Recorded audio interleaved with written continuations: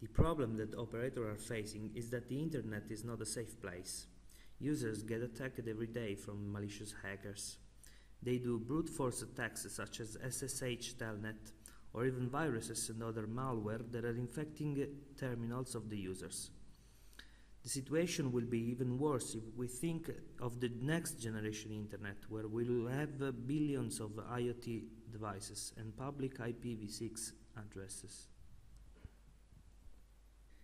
We need a solution from the ISP to protect customers, and it's also a good business opportunity. Flexnet will show a distributed mechanism of service protection via SDN NFV. SoftFIRE will help us to test filtering services on top of the SDN technologies to help operators to implement distributed rules policies.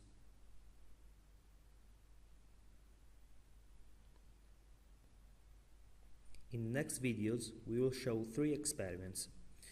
With the first experiment, we will show how the mechanism is effective and if we are able to block 100% of the packets.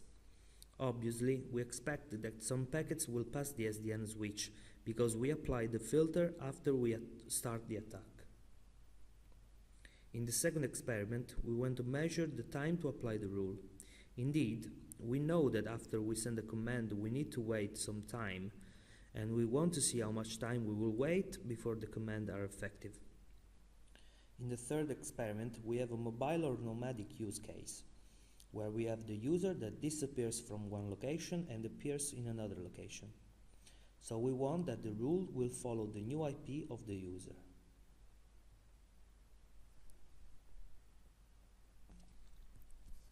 In this scenario, we have an attacker that is sending some packets to establish an SSH connection. In the video, we will see that the attacker is sending many packets per second, and at the beginning of the video, the defense has not been activated.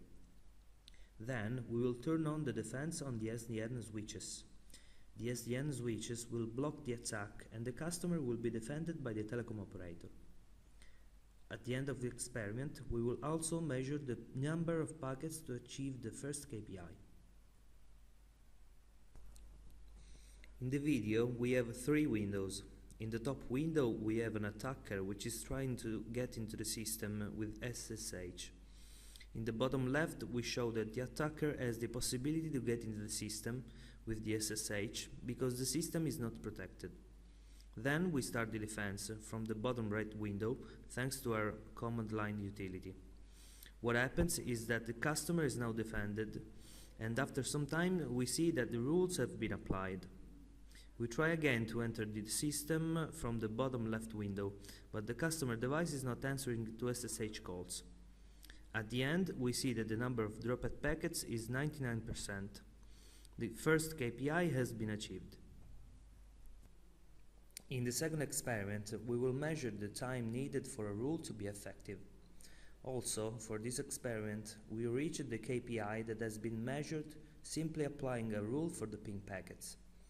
We start the ping, then we apply the rule to drop the ping packets, and then we see how many packets will be discarded. Each packet is sent every second, so it's easy to measure the time needed with some approximation. In the video, we want to show the time needed for the rules to be effective. To have a simple mechanism to measure the time, we are applying a simple rule to drop ICMP packets. This is because the mechanism is asynchronous, and we want to know the real time for the rule to be effective. In the right window, we launch the test via some ping packets. If the ping is showing, then the rule is not yet effective. On the left window, we apply the rule so that once the ping are not appearing anymore, we know, more or less, the seconds needed to apply the rule. As you will see, it takes around 2 seconds. Also, the second KPI have been achieved. In the third experiment, we have a mobility scenario. In this scenario, we will simulate a user that is leaving one place and reassociating to another place. During this reassociation, the IP of the user will change, and we need to update the IP of the defense rule from the old IP to the new IP. For this scenario, we use 2 terminals on 2 different testbeds. In this video, we have 4 windows. On the top left, we test the old IP, and in the top right, the new IP. At the beginning of the experiment, the old IP is answering to ping packets, and it's also not defended from SSH attacks. Indeed, we show that in the bottom right window that we can attack the SSH thanks to hping. Then, we start the defense via the CLI command in the bottom left window. The system is now protected, and we show it because we do a new attack from the bottom right window. Now we want the mobility scenario.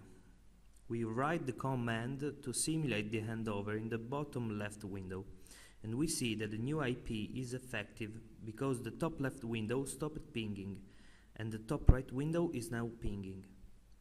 As you can see in the bottom left window, the handover has been completed in 8 seconds. Now we try to attack the system with the new IP from the bottom right window, but as you can see, the packets are blocked because the defense is effective on the new IP.